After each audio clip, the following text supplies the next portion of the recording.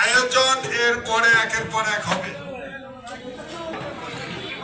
কিন্তু এখানে বিভ্রান্তি কিছুটা, যে এই আয়োজন কিভাবে হলো, কে দিল, কেমন করে হলো, আমাদেরকে বাদ দেওয়া হলো না, নানান কথা মাঠে ময়দানে ঘুরে বেড়াচ্ছে। ভাই এখন এই এমপি কি সবার এমপি না? সবার এমপি।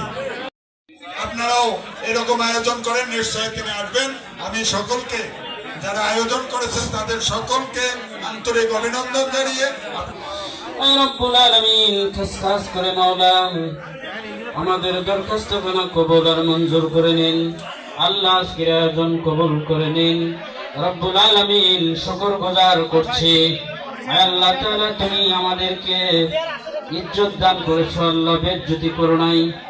রব্বুল আলামিন আমাদের হাফেজ আব্দুল মুনতাকিম ভাইকে সংসদ সদস্য নির্বাচিত করেছো, রব্বুল আলামিন এই জন্য তোমার কাছে চিরকৃতজ্ঞ।